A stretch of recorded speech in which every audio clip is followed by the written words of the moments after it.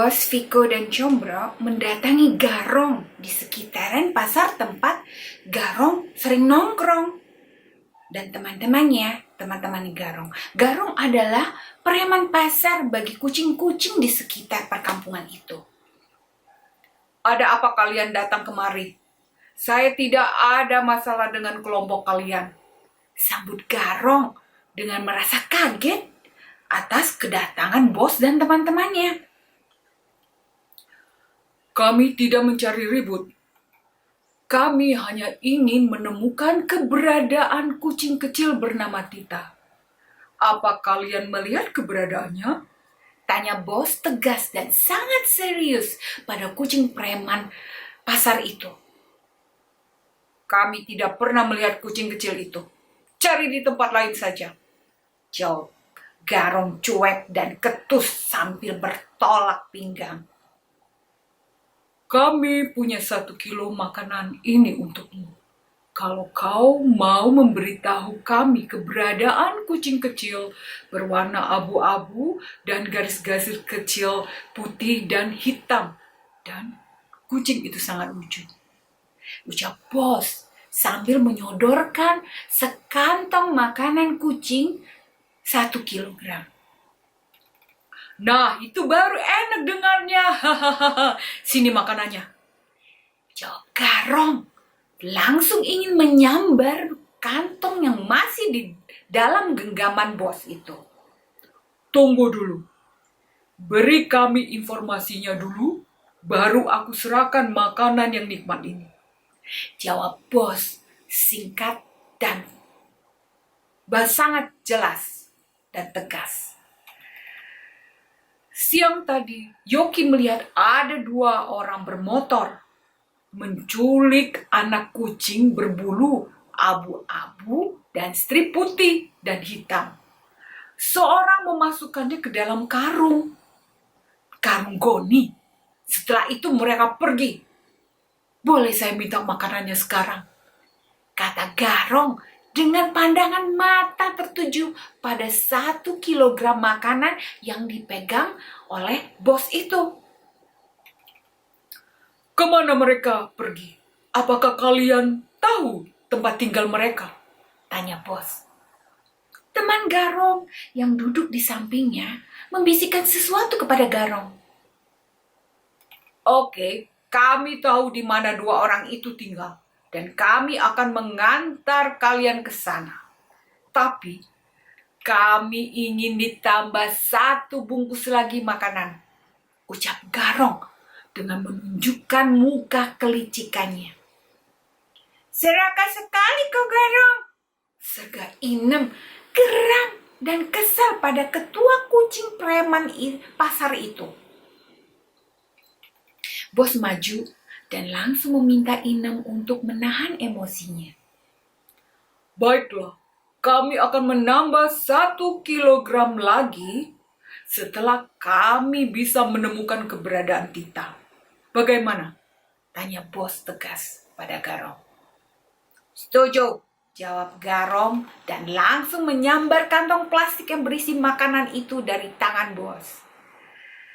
Setelah itu, bos, Inem, Viko, Combro, Garong, dan 1 teman Garong bernama Cungu berangkat ke tempat 2 penculik itu. Walau tujuan mereka sama, tapi mereka berjalan saling berjarak antara bos dan teman-temannya dengan Garong dan Cungu. Tak lama kemudian, mereka sampai di sekitar tempat pembuangan sampah. Namun, ternyata mereka bertemu juga dengan rombongan Blackie. Antara bos dan Blackie memang memiliki perjanjian daerah kekuasaan dan mereka sangat tidak bisa rukun. Apa yang kalian lakukan di sini? Tanya Blackie dengan wajah sangar dan siap perang dengan pasukan yang berdiri di belakangnya, antara lain Bruno, Radar, Mimi, Tero, dan mereka siap tarung. Kami sama sekali tidak mencari ribut. Kami sedang mencari seekor kucing kecil yang diculik 2 orang penculik. Orang itu tinggalnya di sekitar sini, jawab bos tegas, dan tidak mau perang. Karena ada misi yang lebih penting, yaitu penyelamatan Tita. Viko, Inem, dan Combro berada di belakang bos, seraya siap tarung bila terjadi apa-apa. Namun, Garung dan Cungu menyingkir agak jauh di belakang bos dan siap kabur bila terjadi perang dengan anjing-anjing besar dan galak itu. Mereka ternyata preman penakut yang beraninya hanya di sekitaran pasar saja.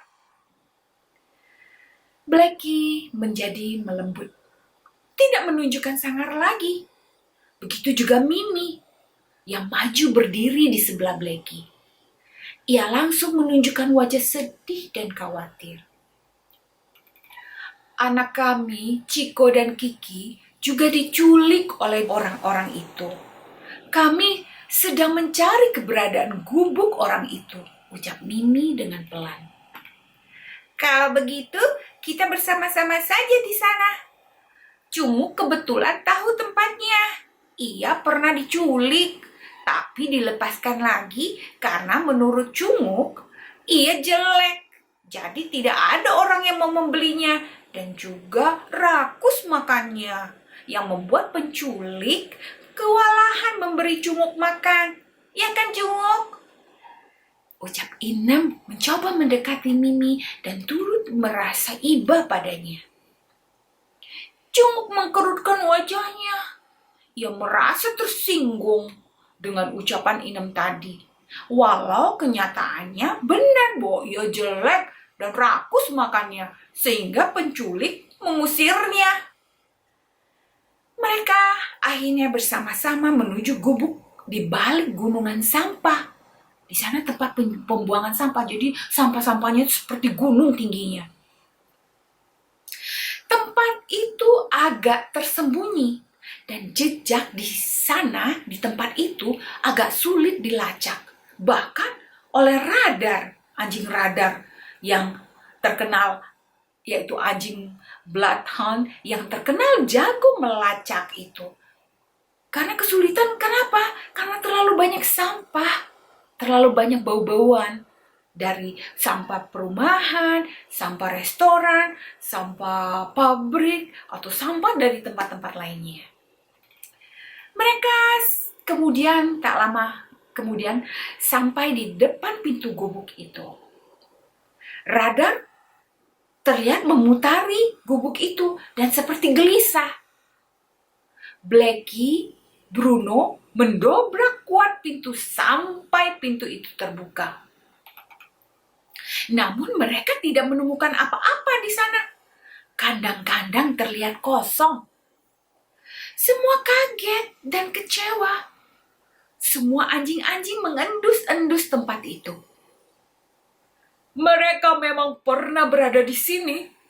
Kemana mereka sekarang? Ucap Blacky dan bertanya pada dirinya sendiri. Kemana lagi kita bisa mencari mereka? Tanya Mimi terlihat terpukul dan menangis.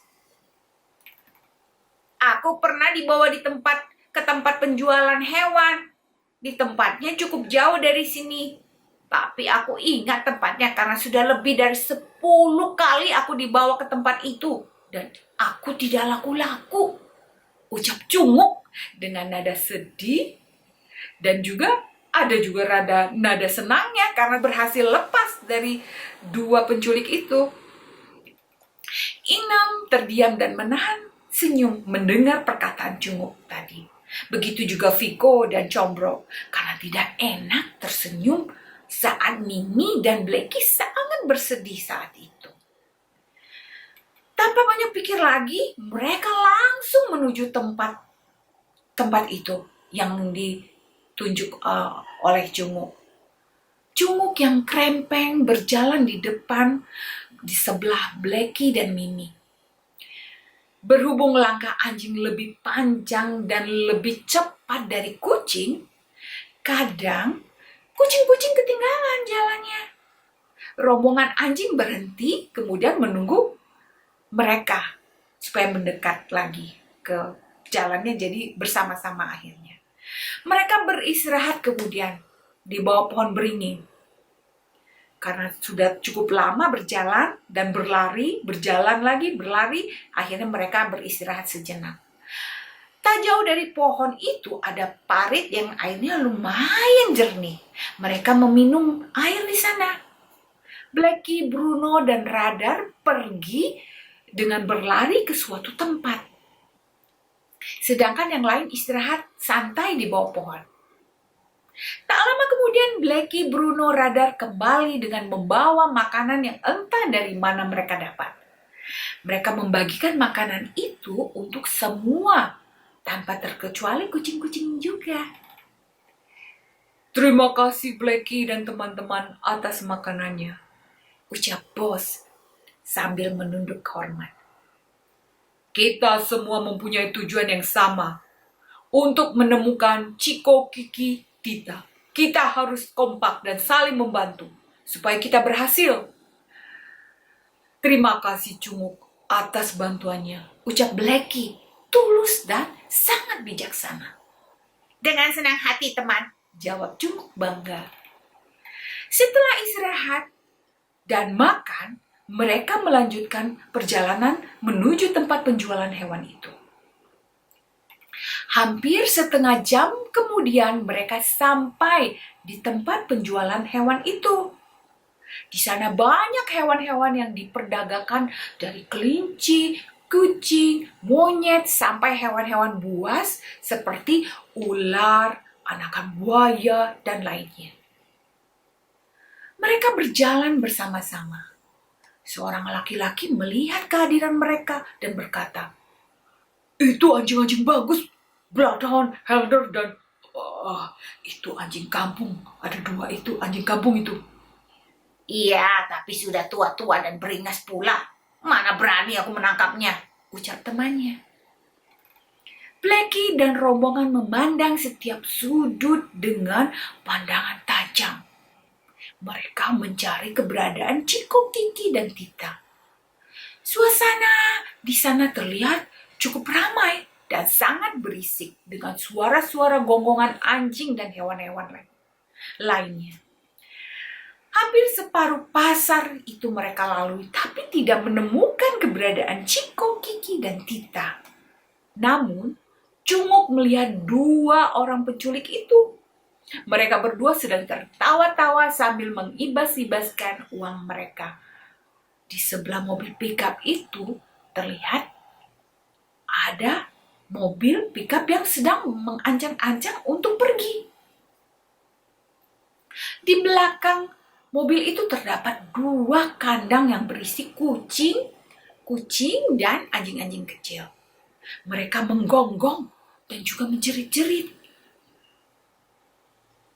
"Itu mereka!" teriak Blackie yang langsung berlari kencang menuju mobil pickup itu dan diikuti oleh teman-temannya yang termasuk Bos, Inem, dan teman-temannya. 2 orang itu mengetahui ada anjing yang berlari mendekat ke mereka. "Cepat jalannya, Ton, cepat-cepat!" teriak Kolo pada sopir mobil pickup bersama temannya yang sudah berada di mobil itu. Dengan cepat mobil pickup itu melaju. "Papa, Papa!" panggil Ciko saat melihat Blackie mencoba mengejar mobil itu. Blackie, Bruno, Radar tidak bisa mengejar mobil itu karena kecepatan mobil itu makin kencang. Mereka berhenti dan kembali ke pasar dengan kecewa. 2 orang penculik itu ditawan oleh bos dan teman-temannya. Mereka mendesak kedua orang itu untuk mengajak mereka menemukan tempat kediaman pembeli anjing-anjing dan kucing-kucing itu. Kolo dan Bram, penculik itu, akhirnya pasrah. Mereka bersama-sama pergi ke rumah pembeli anjing dan kucing-kucing itu dengan ancaman Bruno, Radar, Blackie, Bos Vico yang siap menerkam mereka dengan mengendarai mobil reot dan tua milik kedua penculik itu. Kedua penculik itu terlihat ketakutan sekali. Setelah melalui jalan yang berliku-liku, akhirnya mereka sampai di suatu tempat yang terlihat agak sepi daerahnya, yang masih banyak tanah kosong dan beberapa lahan ditanami pohon singkong dan pohon jagung. Mereka turun satu persatu. Namun, setelah mereka turun, mobil langsung berlari kencang meninggalkan mereka. Bruno yang ingin mengejar dihalangi Blackie karena ada yang lebih penting, yaitu penyelamatan Chico, Kiki, dan Tita. Di sana ada sebuah rumah kayu yang cukup besar. Makin mendekat, makin terdengar suara gonggongan dan teriakan hewan-hewan di sana. Blackie dan teman-temannya tahu bahwa itu adalah suara Chico, Kiki, dan Tita yang berada di tempat itu. Selain karena penciuman mereka, juga terdengar suara gonggong-gonggongan Chico, Kiki yang sangat jelas sekali. Mereka segera mendekati rumah itu. Blackie dan Mimi berlari sangat kencang mendekati rumah itu.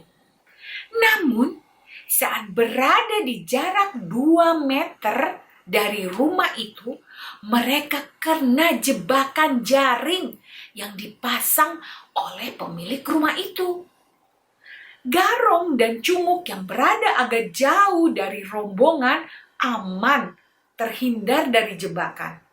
Mereka ketakutan dan berlari menjauh dari tempat itu dan bersembunyi di balik pepohonan tanaman jagung. Untung kita penakut ya, Bos.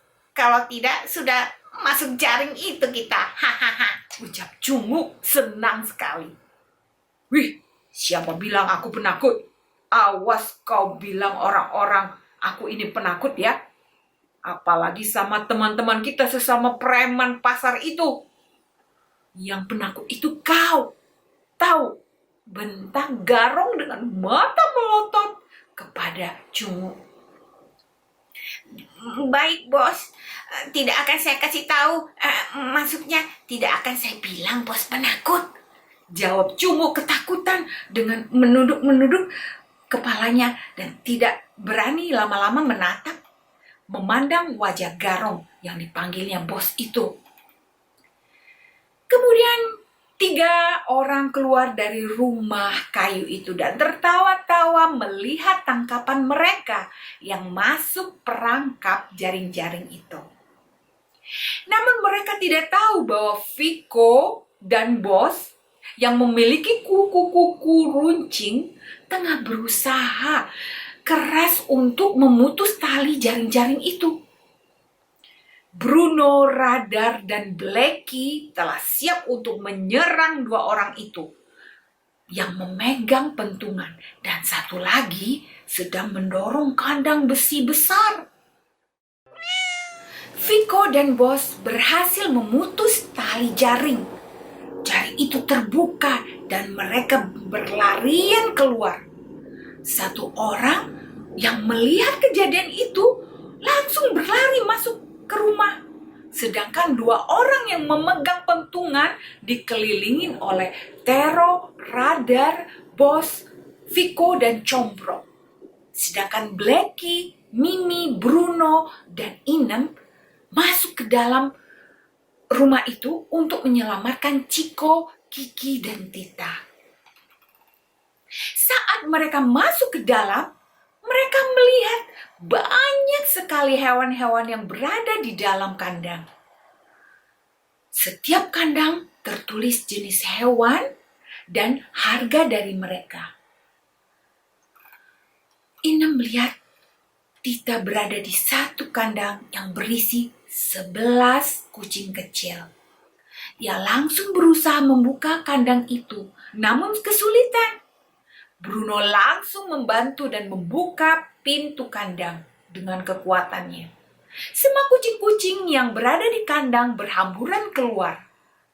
Tita mendekat ke Inem dengan mata berkaca-kaca bahagia. Inem langsung memeluk Tita. Maafkan aku, adikku. Maafkan atas kekasaranku padamu, ucap Inem dengan lembut. Tita memandang Inem dengan senyum penuh bahagia. Mulutnya tertutup rapat, tak bisa berkata apa-apa. Yang pasti ia sangat bahagia karena Inem telah bisa menerima dirinya sebagai adiknya. Mereka berpelukan erat sekali. Blackie menemukan Chico dan Kiki berada di satu kandang dan membuka kandang itu yang berisi 10 anjing kecil sejenis.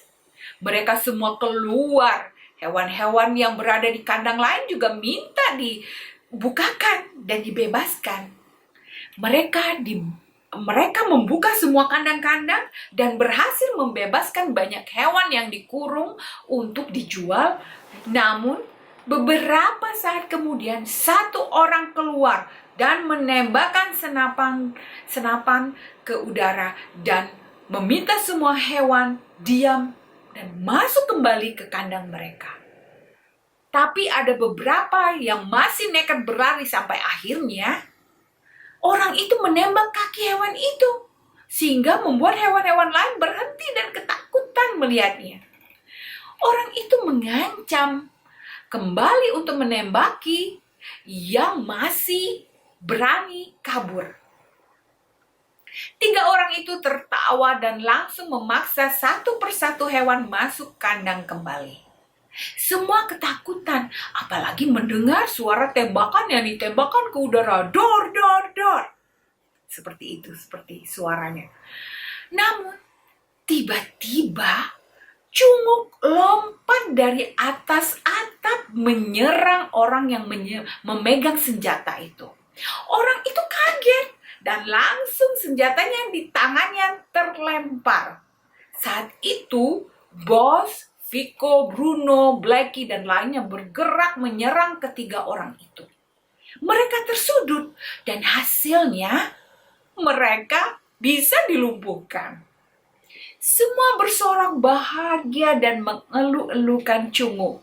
Cunguk antara percaya dengan tidak percaya bahwa ia mampu melawan orang yang sangat berbahaya itu. Ia tersenyum bahagia. Namun kejadian sebenarnya adalah Cunguk merasa ingin mencari tempat persembunyian yang paling aman. Ia bersembunyi di atas genteng rumah itu. Tapi saat ia berada di sana, satu genteng bergeser dan ia terpleset jatuh pas di atas orang yang memegang senjata itu tadi. Cunguk sangat beruntung bisa mendarat ke badan orang itu. Coba kalau mendaratnya langsung ke lantai, bisa patah tulang Cunguk, ya kan? 3 orang itu dimasukkan ke kandang oleh mereka. Dan di atas pintu kandang itu tertulis dijual. Semua yang bebas sangat berterima kasih dengan rombongan Inem dan Blackie. Terutama pada Cunguk yang sedari tadi dielu-elukan sebagai pahlawan. Cunguk merasa antara mimpi atau tidak saat itu, yang jelas ia bahagia sekali. Bahkan ada kucing betina yang cantik mendekatinya. Cunguk makin bahagia sekali. Sedangkan Garong yang baru keluar dari persembunyian di pepohonan jagung merasa malu dan minder pada keberanian dan heroiknya Cunguk. Ia mendekati Cunguk dan berkata, "Mulai saat ini, kaulah yang menjadi pemimpin preman pasar Cung. Aku menyerahkan kekuasaanku padamu." Siap, Bos, ucap Cunguk sambil menunduk-nunduk. Tapi ia sadar sendiri mengapa ia masih memanggil bos pada Garong yang kasar itu. Maksud saya, baik Garong, ralatnya dengan membusungkan dadanya. Semua bersorak-sorak bahagia termasuk Inem dan Tita yang terlihat sangat dekat dan saling menyayangi seperti kakak beradik sebenarnya. Nah, anak-anak yang Bunda sangat sayangi, pelajaran yang kita petik dari chapter 4, yaitu chapter 4A dan chapter 4B ini adalah kita harus bisa bekerja sama dengan siapapun untuk melakukan hal-hal yang positif dan baik. Misalnya bila kita sedang kerja kelompok di sekolah, kita harus bisa saling membantu supaya hasil dari kerja kelompok kita baik dan mendapat nilai yang bagus tentunya, ya kan? Kita harus bersatu dan tidak membeda-bedakan diri kita dengan teman-teman kita. Karena pekerjaan apapun bisa terasa ringan bila kita kerjakan bersama-sama dan saling membantu atau bersatu menghimpun kekuatan kita. Nah, anak-anak, baiklah, kita akhiri dulu petualangan Inem chapter 4 ini. Nantikan chapter selanjutnya dengan cerita yang lebih seru lagi dengan karakter-karakter baru yang akan Bunda hadirkan. Sampai ketemu lagi. Jangan lupa harus tetap rajin belajar dan menjaga kesehatan. Ya anak-anak, salam sayang dari Bunda.